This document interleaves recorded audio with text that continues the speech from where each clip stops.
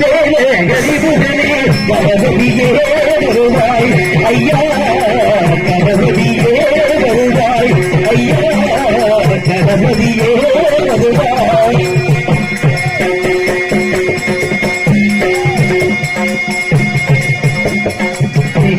விநாயகனே மேல கரிபுகனே கணபதியே வருவாய் ஐயா கணபதியே வருவாய் ஐயா கணபதியே வருவாய்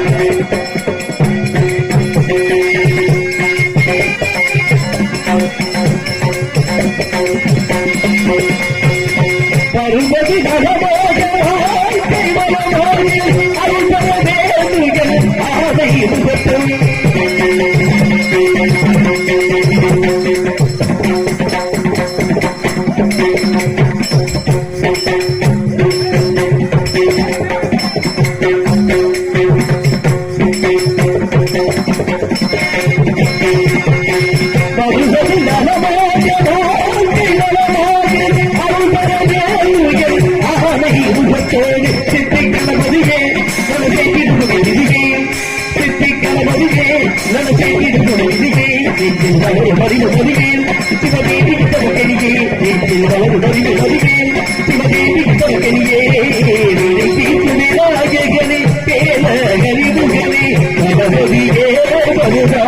ஐயா கணபதியே வருவாய்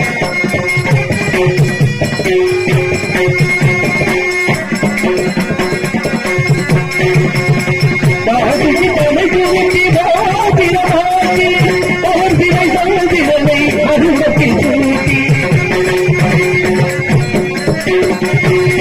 பாதிக்கு தலைக்கு ஊட்டி பாதிரமாக்கி அவர் திரை சந்திரனை மருமத்தில் சூட்டி முத்தும் பதக்கமுடன் பொருள் பறிவுரை முத்தும் பதக்கமுடன் பொருள் பறிவுரை கலந்து பார்க்க வழக்கு அதிலானது நீதிலங்கே அங்கே கலந்து பார்க்க வழக்கு அதிலானது நீதிலங்கே கீர்த்து விநாயகனை வேல கரிபுகனே கணபதியே வருவாய் ஐயா கணபதியே வருவாய் ஐயா கணபதியே வருவாய் மகிழேது மன்னவாயில் மனம் வேத வீர நல்லவாகும் சொல்லவா மகிழேது மன்னவாயில் மனம் வேத வீர நல்லவாகும் சொல்லவா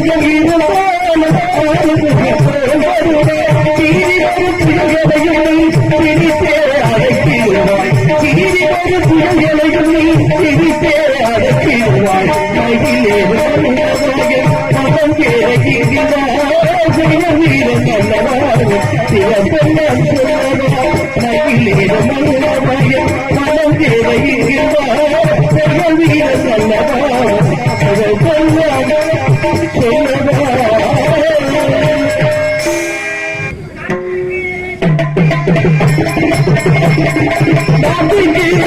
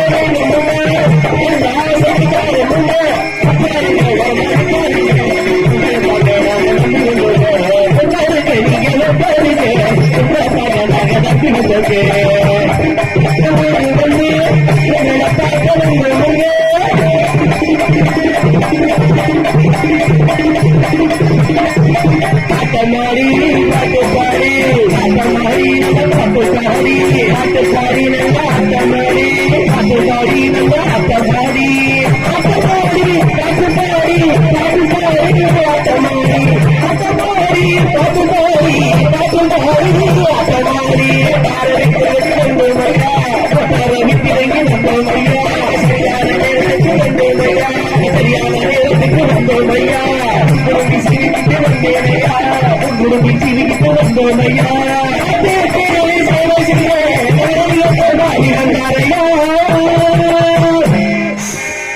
அன்பு சார்ந்த பெரியோர்களே, கலைமையில் அபிமானம் கொண்டு அமர்ந்திருக்கக்கூடிய கலா ரசிக பெருமக்களே, எனது அறவை தாய்மார்களே மற்றும் இந்த விழாவிற்கு வருகிறது விழாவை சிறப்பித்துக் கொண்டிருக்கும் மதிப்புக்கு மரியாதைக்குரிய காவல்துறை சார்பு ஆய்வாளர் அன்பையா அவர்களுக்கும் மற்றும் இந்த நாடகத்திற்கு மிக சிறப்பான முறையில் தெல்ல தெளிவாக ஒளி அமைத்துக் கொண்டிருக்கும் எங்களது ஒளி சாதனம் ஐயப்பா ஆடியோஸ் அன்புள்ளத்திற்கும் பணிபுரியும் சகோதரர்கள் அனைவருக்கும் எங்களது நாடக கலை குடும்பத்தின் சார்பாகவும் வந்திருக்கும் கலைஞர் பெருமக்கள் சார்பாகவும் இந்த நாடகத்தின் அமைப்பாளர் மதிப்புக்கும் மரியாதைக்குரிய நமது வீரமங்கலத்தைச் சேர்ந்த கவிப்புள்ளவர் பாசுமிக அன்பு மம்மாளி கவிராஜ் அவர்கள் சார்பாகவும் இலக்கண என்போடு வருக அன்போடு வரவேற்கிறோம். நன்றி நன்றி. அந்த வணக்கம் வணக்கம் வணக்கம்.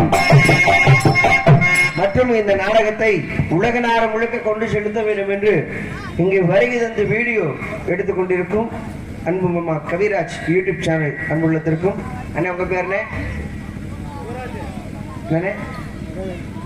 என்னம்மா சரி கேமராமேன் அன்பண்ணா அவர்களுக்கு மனமார்ந்த நன்றி.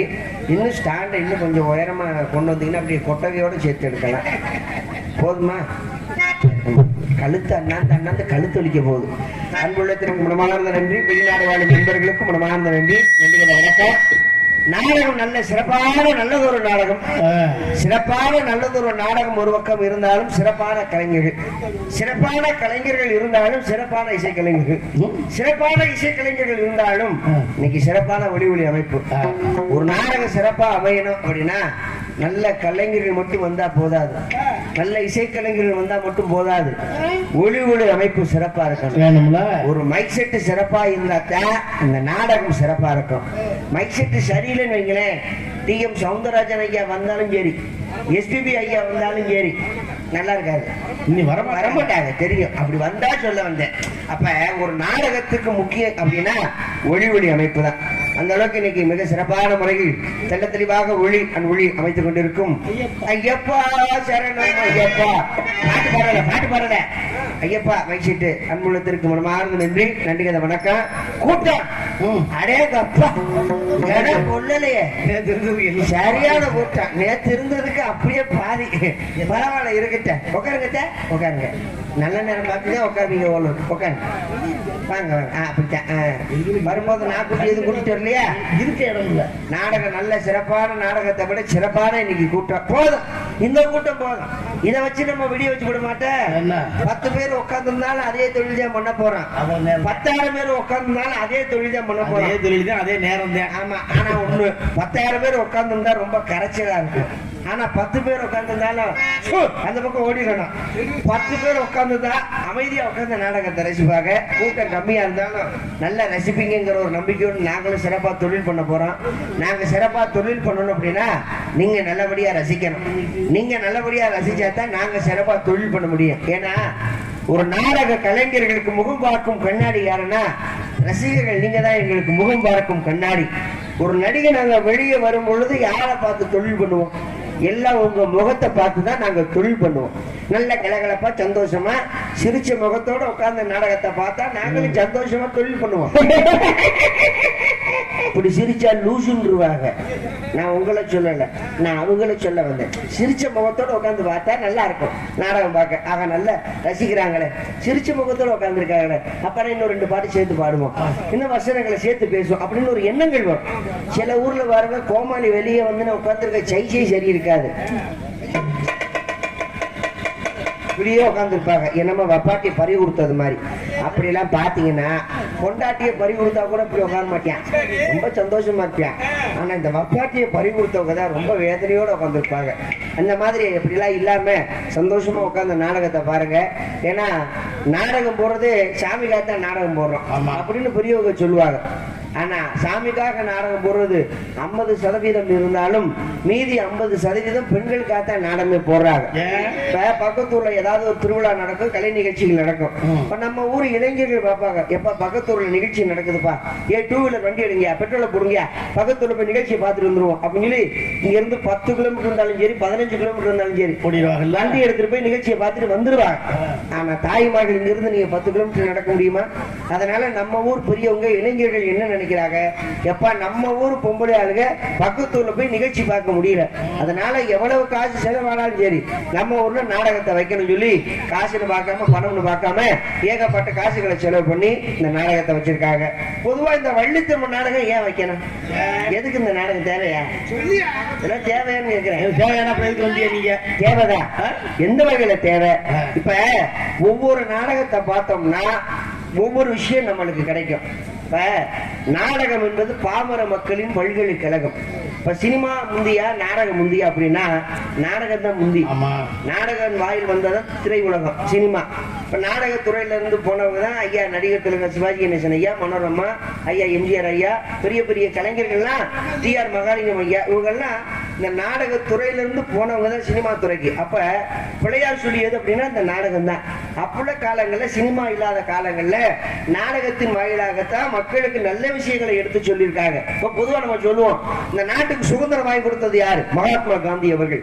அவர் தான் இந்த நாட்டுக்கு சுதந்திரம் வாங்கி கொடுத்தார் அப்படின்னு சொல்லி நம்ம எல்லாத்துக்குமே தெரியும். ஆனா சுதந்திரத்துக்கு முத குரல் கொடுத்தது யாரு? நம்ம மாதிரி நாடக கலைஞர்கள். அப்புள்ள காலங்கள்ல மேடைக்கு மேல பிரச்சாரம் பண்ணுவாங்களாம், சுதந்திரம் வேணும் சொல்லி நாடக கலைஞர்கள் மேடைக்கு மேடை பிரச்சாரம் பண்ணுவாங்களாம். அப்பனா இந்த நாடகத்துறை எப்படி இருந்திருக்குன்னு பாருங்க.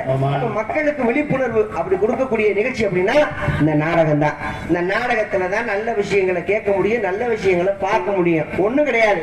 இப்போ ஒரு ஹரிச்சந்திரா நாடகம் அப்படின்னா அந்த ஹரிச்சந்திர நாடகத்துல நம்ம என்ன தெரிஞ்சுக்கலாம்?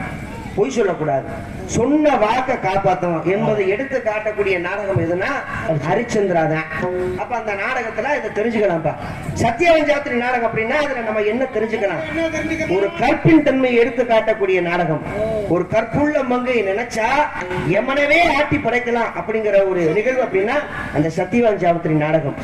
அதே மாதிரி கோவண நாடகம் அப்படின்னா என்ன? ஒரு வார்த்தை வெல்லும், ஒரு வார்த்தை கொள்ளும். பாண்டிய மன்னன் சொன்ன ஒத்த வார்த்தை மாறி போனதுனால கோவனுடைய தலை வெட்டப்பட்டது அப்படிங்கிற கூடிய நாடகம் அப்படின்னா கோவண நாடகம். இப்படி ஒவ்வொரு நாடகத்திலும் ஒவ்வொரு விஷயங்கள் இருக்கு. அதே மாதிரி இந்த வள்ளித்திருமண நாடகத்துல என்னையா சொல்றீங்க? என்ன சொல்ல வர்றீங்க? இருக்கு, இதுலயே ஒரு நல்ல விஷயம் இருக்கு. அதை எடுத்துக்கக்கூடிய மனப்பக்குவம் முத வேணும். இந்த வள்ளித்திருமண நாடகம் முக்கியமா யார் பார்க்கணும்? யாரு? இந்த செவ்வாய் தோஷம், இந்த ராகு தோஷம், கேது தோஷம் உள்ளவங்க இந்த நாடகத்தை முக்கியமா பார்க்கணும். நினைப்பாங்க, ஏண்டா உங்களுக்கு சம்பளத்தையும் கொடுத்துட்டு உங்களுக்கு சோத்தையும் போட்டுவிட்டு நாடகத்துல வந்து மேடல் நின்றுக்கிட்டு எங்களுக்கு தோசை வேற இருக்குன்னு சொல்லுவீங்களாடா அப்படி நீங்க நினைப்பீங்க. கண்டிப்பா இந்த கூட்டத்துல 5 பேருக்காவது செவ்வாய் தோஷம் இருக்கும். இப்ப எனக்கே செவ்வாய் தோஷம் தான். ஒரு செவ்வாய் தோஷம்னு ஒரு பையனுக்கு செவ்வாய் தோஷம்னு ஒரு பொண்ணை பார்த்து கல்யாணம் பண்ணி கொடுத்தா தான் அந்த மன வாழ்க்கை நல்லா இருக்கும். ஏன் செவ்வாய்கிறதுக்கு சேர்த்து வைக்கிறாங்க அப்படின்னா செவ்வாய்கிறதுக்கு அதிபதி யாருன்னா முருகப்பெருமான். செவ்வாய் கிரகர் பாத்தீங்களா, அதுக்கு அதிபதி யாரு? முருகன் தான் அதிபதி. அப்ப அந்த செவ்வாய்கிறதுக்கு அதிபதி முருகப்பெருமான், வள்ளிக்கு செவ்வாய் தோஷம். அந்த தோஷத்தை நிவர்த்தி பண்ணணுங்கிறதுக்காக முருகப்பெருமான் பூலோகத்திற்கு வந்து வள்ளியை காதலிச்சு கல்யாணம் பண்ணக்கூடிய அற்புதமான நிகழ்வு தான் இந்த வள்ளித்திருமண நாடகம். சரியா 5:30 மணிக்கு பிரம்ம முகூர்த்தம். அந்த நேரத்துல முருகனுக்கும் வள்ளிக்கும் திருமண காட்சி நடக்கும். அந்த காட்சியை பாத்தீங்கன்னா கல்யாணம் ஆகாதவங்களுக்கு கல்யாணம் ஆகும், கல்யாணம் ஆனவங்களுக்கு உடனே டைவர்ஸ் ஆகும். சரி கல்யாணம் ஆனவங்களுக்கு புத்திர வாக்கியம் கிடைக்கும். புத்திர வாக்கியம் சரியா இருந்தா புத்திர வாக்கியம் நல்லா இருக்கும். மொட்டை குத்தா குத்தன புள்ள மசத்திலே வரக்கும். அதனால என்ன பத்தி ஐயாக்க அமைதியா உட்கார்ந்த நாடகத்தை ரசிங்க. வந்திருக்கக்கூடிய கலைஞர்களுக்கு நீங்க ஒத்துழைப்பு கொடுக்கணும். ஏன்னா அந்தந்த நேரத்துல அந்தந்த கலைஞர்கள் வரணும் சொல்லி விழா குழுவினர்களுடைய உத்தரவு. அப்படிங்கிறப்போ அவங்க நேரத்துக்கு அவங்க வந்துருவாங்க. அதே மாதிரி ஒரு தயவு செய்து ஒரு அன்பான வேண்டுகோள், நம்ம நாடகம் பார்க்க வந்திருக்கோம். அதுவும் பக்கத்து கிராமத்துல இருந்து நாடகம் பார்க்க வந்திருப்பாங்க. தாய் பிள்ளையா உட்காந்து நாடகத்தை பார்த்துருப்போம். நம்ம வீட்டில் இருக்கக்கூடிய பெண்கள் மட்டும்தான் பெண்கள் நினைக்க கூடாது. நாடக துறையில நடிக்க வந்த பெண்களும் நம்ம கூட பிறந்த சகோதரியா நீங்க நினைச்சுக்கிறேன். ஏன்னா வந்த உடனே விழா குழுவினர்கள் ரொம்ப வருத்தப்படுற அளவுக்கு ஒரு சம்பவம் நடந்து போச்சு. அந்த பக்கம் தட்டியை போட்டு ஓட்டையை போட்டு பார்க்க ஆரம்பிச்சிட்டாங்க. பொம்பளை பிள்ளை இப்படி போய் ட்ரெஸ் மாத்துங்க, பயந்துக்கிட்டே போய் ட்ரெஸ் மாத்துமா. நான் அந்த மாதிரி காரியங்கள்லாம் செய்யக்கூடாது. தயவுசெய்து யாரும் கொட்டைக்கு பின்னாடி போய் இந்த ஓட்டை போடுறது இந்த சோழியெல்லாம் வச்சுக்காதீங்க. அப்படியே பார்க்க ஆசையா இருந்தா பக்கத்துல கூட உட்காந்து மூஞ்சியை பாருங்க, ஒன்றும் தப்பே கிடையாது. ஆமா, சண்டை போடாம ஒருத்தர் கூட உட்காந்து பாருங்க. அதை விட்டு இப்படி இந்த மாதிரி தப்பான காரியங்களை செய்யக்கூடாது. நம்ம கூட பிறந்தது ஒரு பிறப்புதா, நம்மளை பெற்றதும் ஒரு பெண்ணு தான் நினைச்சு பார்த்தீங்கன்னா அது நல்லா இருக்கும் அப்படிங்கிறத தாழ்மையான வேண்டுகோள். ஏன்னா நம்ம அம்மாட்ட என்ன இருக்கோ அதுதானே இருக்க போகுது, நம்ம தங்கச்சிட்ட என்ன இருக்க போகுது அதானே இருக்க போகுது. தலைமுடி, மூக்கு, கண்ணு, காது, வாய் இதுதானே இதுதானே. என்ன வித்தியாசமா இருக்க போதா? மூக்கு பின்னால இருக்க போதா? கிடையாது. அதனால எல்லா பெண்களும் ஒரே பெண்கள் நினைச்சு பாத்தீங்கன்னா பிரச்சனை இல்லை. அதனால தயவுசெய்து யாரும் அந்த மாதிரிலாம் செய்யாம நம்ம ஊருக்கு பெரும் புகழும் வாங்கி தர அளவுக்கு அமைதியா உட்கார்ந்து நாடகத்தை ரசிங்க. அதனால வந்திருக்கக்கூடிய உங்களுக்கு முதல் வணக்கத்தை சொல்லிட்டு அமைதியாக நாடகத்தை பார்க்க வேணுங்க. சரியாக நாடகத்தை பார்க்க வேணுங்க.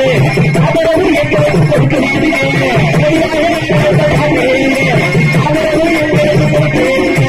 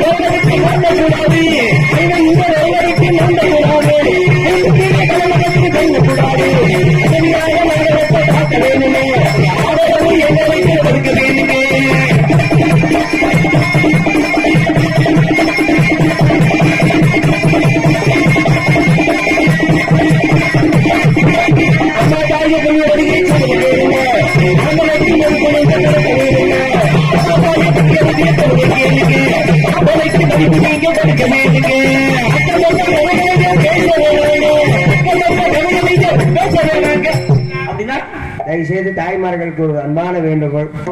நாடகம் பார்க்க வந்தாச்சு. 10 மணி வரைக்கும் நீங்க என்ன வேணாலும் பேசியிருக்கலாம்.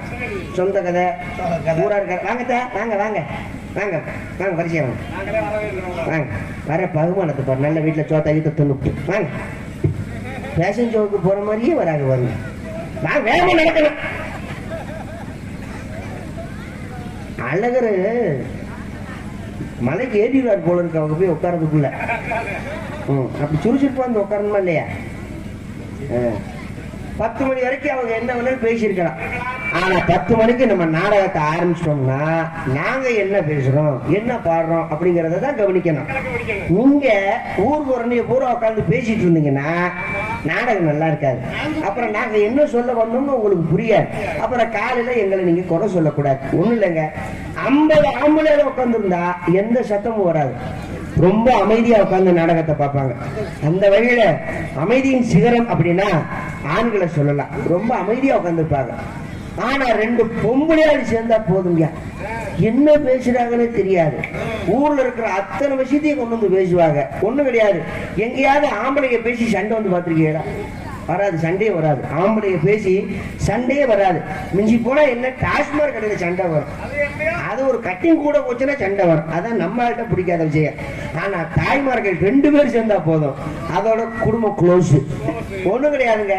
10 வருஷமா ஒருத்தருக்கு குழந்தைய கிடையாது.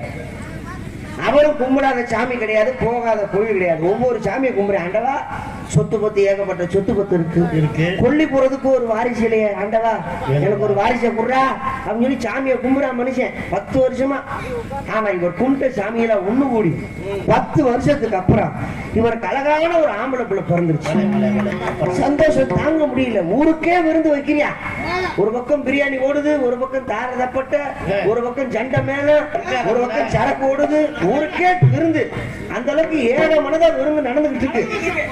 இவன் வீட்டு பக்கத்துல குடியிருந்த 2 கிழட்டு சிரிக்கிய ஆஸ்பத்திரியில போய் குழந்தைய பார்க்க போயிருக்காங்க. போனோமா குழந்தைய பார்த்தோமா வந்தோமான்னு இருக்க கூடாது. அங்க ஆஸ்பத்திரியில போய் குழந்தைய வர்ணிச்சிருக்காங்க. இங்க வாரிடி குழந்தைய வாரு, நல்ல தக்காளி பழம் மாதிரி செக்கச்சவேன்னு இருக்கேன். 10 வருஷத்துக்கு அப்புறம் பிறந்திருக்கேன். இங்க பாரு, மூக்க பாரு, கண்ண பாரு, இங்க வாய பாரு. அப்படியே அவனை சித்தப்பன மாதிரியே உரிச்சு வச்சிருக்கான்னு சொல்லு. 2 பேருக்கும் சண்டை ஓடி ஜெயிலுக்குள்ள வளர்க்குறாங்க. தேவையா இது? ஏற்கனவே குழந்தை 10 வருஷத்துக்கு அப்புறம் தான் பிறந்திருக்கு. மறுபடியும் அவனுக்கு சந்தேகம் வருமா வராதா? அப்ப போனோமா சக்கர தண்ணியை தொட்டு வச்சோமா வந்தமா இருக்க கூடாது. அப்ப 2 பெண்கள் சேர்ந்தா எந்த நிலைமைக்கு ஆகும் பாருங்க. அதனால என்ன பத்தி ஆட்டமாக்க உங்க குடும்ப கதையெல்லாம் பேசாம எங்க நாடகத்தை ரசிங்க.